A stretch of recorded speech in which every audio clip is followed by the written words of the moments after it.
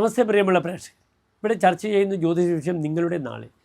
നാളെയിൽ നാം ചർച്ച ചെയ്യുന്നത് നാളെ 1201 കർക്കിടക മാസം 16-ാം തീയതി, അതായത് 2026 ആഗസ്റ്റ് മാസം 1-ാം തീയതി. ശങ്കരാചാര്യരുടെ പ്രസിദ്ധമായൊരു ശ്ലോകമുണ്ട്. ആയുർനശ്യതി പശ്യതാം പ്രതിദിനം യാതിക്ഷയം യൗവനം. ആയുർനശ്യതി, ആയുസ് പെട്ടെന്ന് പോകുന്നു.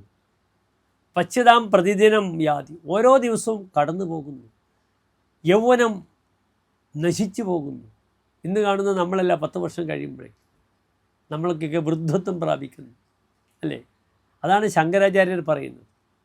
നാളത്തെ നക്ഷത്രം ചതയം നക്ഷത്രമാണ്. നാളത്തെ സൂര്യോദയം തൃശ്ശൂരിൽ കാലത്ത് 6:16, അസ്തമയം വൈകിട്ട് 6:47. നാളത്തെ രാഹുകാലം നിങ്ങൾക്കറിയാം. ശനിയാഴ്ച 9 മുതൽ 10:30 വരെയുള്ള സമയം നാം ശുഭകാര്യങ്ങളൊന്നും തന്നെ അനുഷ്ഠിക്കാറില്ല രാഹുകാലത്തിൽ നിന്നറിയുക. നാളത്തെ മറ്റൊരു പ്രത്യേകത എന്താണ്? നാളത്തെ തിഥി കറുത്തപക്ഷത്തിലെ തൃതീയ തിഥിയാണ്, ബലവാനാണ്. കറുത്തപക്ഷം 5-ാം തീയതി വരെ തിഥി ബലവാനാണ്. കറുത്തപക്ഷത്തിലെ തൃതീയ തിഥിയാണ്. ചതയം നക്ഷത്രം പല ശുഭകാര്യങ്ങൾക്കും നാം സ്വീകരിക്കാറുണ്ട്. വലിയ ദോഷമില്ലാത്ത നക്ഷത്രമാണ്. നമ്മുടെ വി ഡി സതീശൻ മുഖ്യമന്ത്രിയുടെ നക്ഷത്രം ചതയമാണ്. അപ്രകാരം സഖാവ് ഇ കെ നായനാർ ചതയം നക്ഷത്രമാണ്. സാധാരണ ചതയം എന്ന് പറയുമ്പോൾ നമ്മളെ മനസ്സിൽ ഓടിയെത്തുക സാക്ഷാൽ ശ്രീ നാരായണ ഗുരുദേവനാണ്.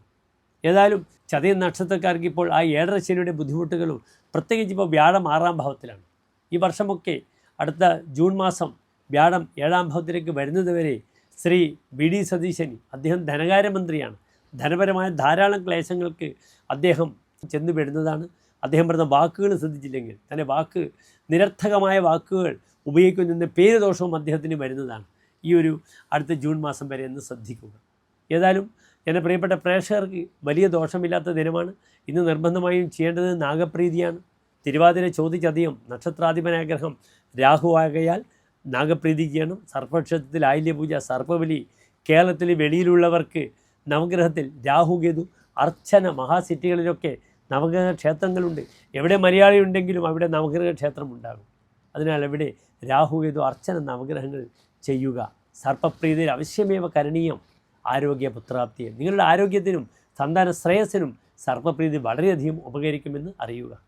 ഏതായാലും ഓം രാഘവേ നമഃ, ഓം കേതവേ നമഃ എന്ന മന്ത്രം ജപിക്കുന്നത് വളരെ ഗുണമാണ്. നാളെ എൻ്റെ പ്രിയപ്പെട്ട പ്രേക്ഷകർക്ക് നല്ല മുഹൂർത്തം കാലത്ത് 10:30 മുതൽ 11:30 വരെയുള്ള സമയം. എല്ലാ ശുഭകാര്യങ്ങൾക്കുമായി സമയം കണ്ടെത്താവുന്നതാണ്. നന്ദി, നമസ്തേ.